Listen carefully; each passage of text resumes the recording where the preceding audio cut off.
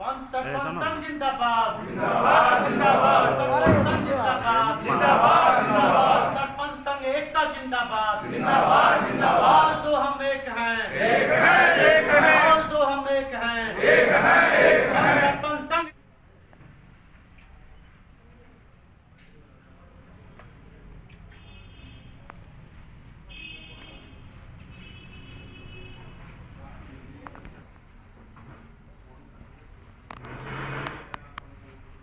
की महाबैठक पूर्व सूचना के आधार पर आयोजित थी।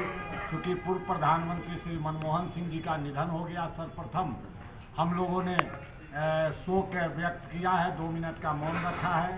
क्योंकि दूर दराज से कार्यक्रम में लोग विभिन्न 38 जिला के लोग आए हुए हैं और पंच सरपंच की दशा दिशा पंचायती राज व्यवस्था के सशक्तिकरण हेतु ये बैठक आहूत थी, जिसमें बहुत सारे चौंकाऊ निर्णय भी लिए गए हैं।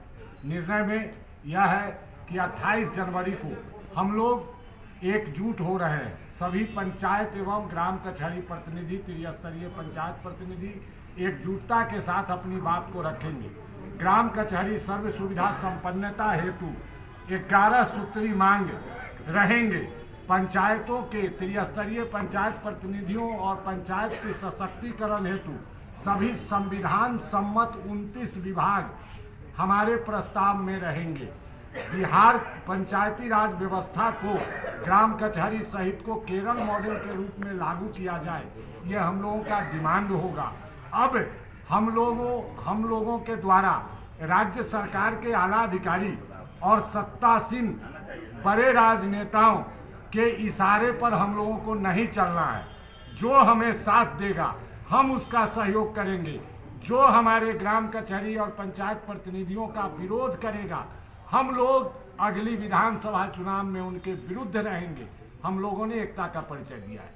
जिस तरह से विधायक जितने बार विधायक बनते हैं उतने बार उनको वेतन मिलता है, पेंशन मिलता है, क्या आप लोगों का भी ये आज के बैठक में सर्वसम्मति प्रस्ताव पारित किया गया है। इसके पहले भी ग्राम कचहरी प्रतिनिधियों का जो 11 सूत्री मांग था उसमें यह प्रस्ताव अंकित है। सरकार इस दिशा में 1-2 बार चर्चा भी की, अखबार में स्टेटमेंट भी आया। मुरारी प्रसाद गौतम जी ने दिया, केदार प्रसाद जी ने दिया, सम्राट चौधरी जी ने दिया। उसके पहले डॉक्टर भीम सिंह जी पंचायती राज मंत्री रहते बोले, लेकिन अब तक फलाफल शून्य है। इसलिए अभी आज जो निर्णय हुआ है कि ग्राम कचहरी प्रतिनिधि एवं त्रिस्तरीय सभी पंचायत प्रतिनिधि, वो मुखिया हो, वार्ड हो, जिला परिषद हो, पंचायत समिति हो, प्रमुख हो, उप प्रमुख हो या जिला परिषद अध्यक्ष हो, ये सब के सब लोगों को जनसंख्या के आधार पर या मानवता नैतिकता के आधार पर विधायक और एमएलसी के तहत राज्य सरकार वेतन, भत्ता, पेंशन और सुरक्षा की व्यवस्था सुनिश्चित कराई जाए। आए दिन हमारे प्रतिनिधि और इनकी प्रतिनिधियों के प्रतिनिधियों का निर्मम हत्या हो रहा है, झूठे मुकदमों में फंसाया जा रहा है। शासन प्रशासन और अपराधियों द्वारा गलत रूप से उनके साथ दबाव बनाया जा रहा है। इस पर राज्य सरकार अवश्य सख्त संज्ञान ले, अन्यथा आने वाले समय में हम लोग जवाब देंगे और हम लोग जवाब वोट से देंगे, जिसकी सारी जवाबदेही राज्य सरकार शासन प्रशासन की होगी। केवल मुखिया सरपंच का नहीं है, ये पूरे त्रिस्तरीय पंचायत प्रतिनिधि और ग्राम कचहरी के जितने प्रतिनिधि हैं सभी का यह गठबंधन है। और पूरे पंचायती राज व्यवस्था में जो गांधी जी का सपना था कि सत्ता का विकेंद्रीकरण, और माननीय मुख्यमंत्री जी भी बिहार में ग्राम कचहरी जो पहला देश का राज्य है जहां ग्राम कचहरी को निर्वाचित प्रतिनिधि संचालन करते हैं नियमावली के तहत, तो हमारा साफ साफ मानना है कि पंचायती राज व्यवस्था और ग्राम कचहरी की व्यवस्था को सत्ता में बैठे हुए हुक्मरान और उनके जो अधिकारीगण हैं जिस प्रकार से सत्ता में बैठ करके और लगातार हम लोगों के बीच विभेद पैदा करने का काम किए हैं, वह विभेद अब सभी त्रिस्तरीय पंचायत प्रतिनिधि और ग्राम कचहरी के प्रतिनिधि समझ चुके हैं। इसलिए अब उनके झांसे में आने वाले नहीं हैं और उनका अब साफ साफ हम लोगों का सबका मानना है कि ग्राम कचहरी को अगर मजबूत करना चाहती है सरकार, तो सत्ता में बैठे हुए जो लोग हैं हुक्मरान हैं, आप केवल किसी को पद दे देते हैं, निर्वाचित आपका निर्वाचन प्रमाण पत्र दे देने से नहीं ना होगा। हम लोगों का साफ है कि सुप्रीम कोर्ट का साफ मानना है कि जिस प्रकार से केरल मॉडल लागू है। आपका केरल से लेकर हम लोग का तो पंचायती राज में मांग कर रहे हैं, लेकिन ग्राम कचहरी में न्यायिक व्यवस्था में न्याय का जो विकेंद्रीकरण होना चाहिए, जो आपका जिला से लेकर के अनुमंडल न्यायालय तक तो सरकार करती है। सुप्रीम कोर्ट का साफ कहना है कि न्यायिक व्यवस्था पंचायत स्तर पर हो, और उसके लिए सभी कई राज्यों में राज्य सरकारें उस व्यवस्था को मजबूती से लागू कर चुकी है, और उसके लिए अलग से आर्थिक संसाधन मुहैया कराया जाता है। तो हमारा साफ कहना है कि यहाँ निर्वाचन हुआ है तो यहाँ राज्य सरकार आखिर क्या कारण है, जब सुप्रीम कोर्ट कर रही है तो सुप्रीम कोर्ट के अनुसार यहाँ की व्यवस्था को, न्यायिक व्यवस्था को मजबूत कीजिए और आर्थिक रूप से उसको सबल बनाइए, संसाधन दीजिए, और जो व्यवस्थाएं जो बंद पड़े सरकार, जो संविधान में राइट है, जो संशोधन से रह दिया आपका ये अधिनियम जो बना पंचायत ग्राम कचहरी का, तो उसके अनुरूप उसकी व्यवस्थाएं लागू हो। और सरकार से हमारा साफ साफ कहना है कि आप सत्ता में बैठ के अपनी व्यवस्थाएं चलाते हैं, अगर आपको आर्थिक विहीन कर दिया जाए, अर्थविहीन कर दिया जाएगा, तो क्या बिहार के मुख्यमंत्री अपनी सत्ता चला पाएंगे? तो सवाल ये है कि जो हमारे ग्राम कचहरी के प्रतिनिधि हैं, आज सभी यहाँ इकट्ठा हुए हैं, तो सबका एक ही मांग है कि मूल रूप से कि सर्व सुविधा संपन्न जो ग्राम कचहरी को बनाया जाए, पंचायती राज व्यवस्था किस प्रकार से मजबूत हो। और हमारा साफ साफ कहना है कि अनुमंडल में और जिला स्तर पर जो स्टाम्प ड्यूटी के नाम पर उसका उपयोग वेतन भत्ता और गाड़ी में तेल के नाम पर खर्च किया जाता है, अनुमति दी जाती है, तो हमारा है कि उस राशि का एक हिस्सा 3 हिस्सों में बटे और एक हिस्सा राइट है, क्योंकि गांव के ही किया जाता है। जब पंचायती राज अधिनियम में है कि गांव में आर्थिक व्यवस्था मजबूत करने के लिए उसको टैक्स कलेक्शन का अगर अधिकार दिया गया है और अन्य मद की राशि में भी कटौती करके ग्राम पंचायतों को दी जाती है, तो ग्राम कचहरी को भी न्यायिक व्यवस्था में जो विकेंद्रीकरण करना है उसको कटौती करके दे सरकार। और हम लोगों का साफ है कि सत्ता में बैठे हुए लोग अंधे गूंगे बहरे हो चुके हैं, अब नहीं सुन रहे हैं, इसलिए हम लोग तय किए हैं। और आज हम लोग का साफ साफ रणनीति बना है कि आगामी 28 जनवरी को राज्य के ग्राम कचहरी के सभी प्रतिनिधि और त्रिस्तरीय पंचायती राज व्यवस्था के सभी प्रतिनिधि अपनी आम जनता को लेकर के पटना की धरती पर महाजुटान करने जा रहे हैं, और सत्ता में सोए हुए लोगों को हम लोग बताना चाहते हैं कि कुंभकर्णी निद्रा में जो आप सोए हुए हैं उसको तोड़िए और गांव की व्यवस्थाएं हैं। अगर हकीकत में चाहते हैं कि गांव की व्यवस्थाएं मजबूत हो, पंचायतों की व्यवस्थाएं मजबूत हो और ग्राम कचहरी की व्यवस्थाएं मजबूत हो, ये लड़ाना बंद करिए। ये लड़ाने से आपको कुछ हासिल होने नहीं जा रहा है। सत्ता में बैठे हुए सत्तासीन लोग साफ साफ कान खोल कर सुन लीजिए, और 28 तारीख को नहीं सुनिएगा तो 28 को हम लोग सुनाने आ रहे हैं, और जनता का और पंचायत प्रतिनिधियों का और ग्राम कचहरी के प्रतिनिधियों का जोरदार इंजेक्शन आपको लगने का काम है।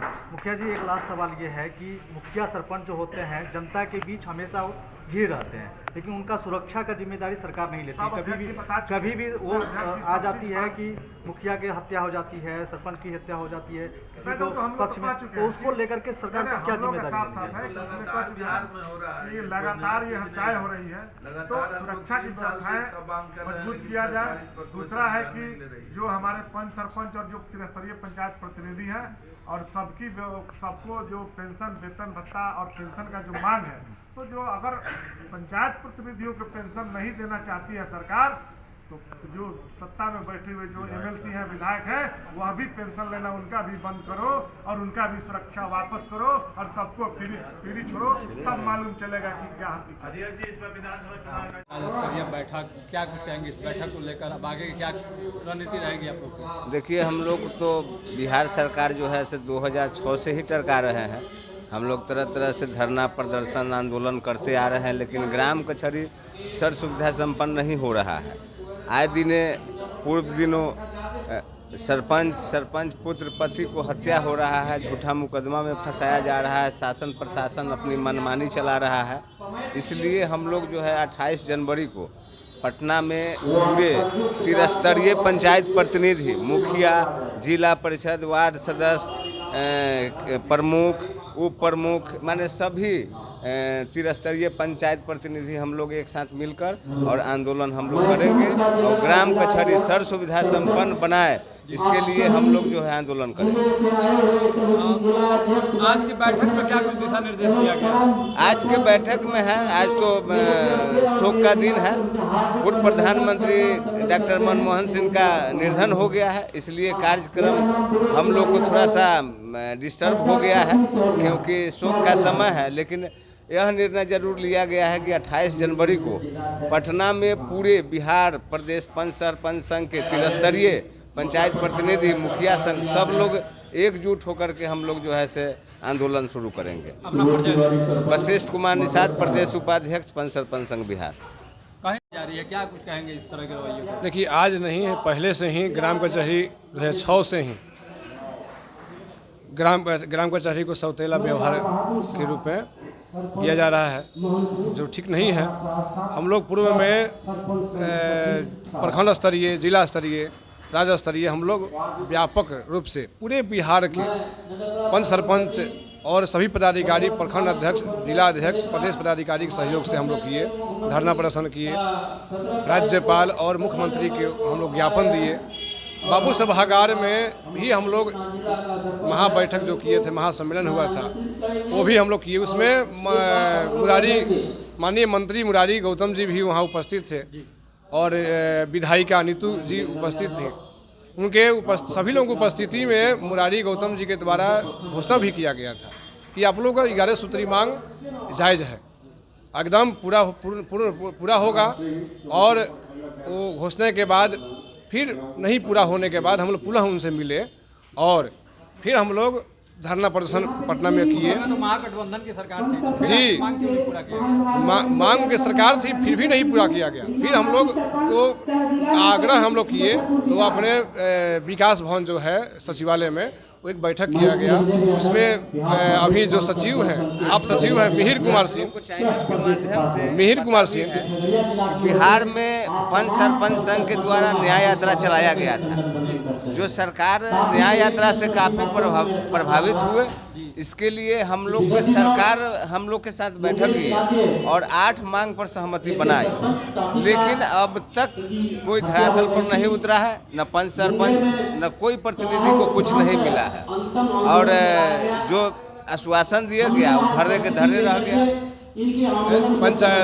पंचायती मंत्री के सामने मिहिर कुमार सिंह जी जो हमारे आप सचिव हैं, उनके समक्ष ये बात हुआ था कि 8 मांग आप लोगों का पूर्ण किया जाएगा, सभी लोगों की उपस्थिति में, वो सचिवालय में। उसके बाद 1-2 पूर्ण हुआ, उसके बाद लगभग पूरा नहीं हुआ।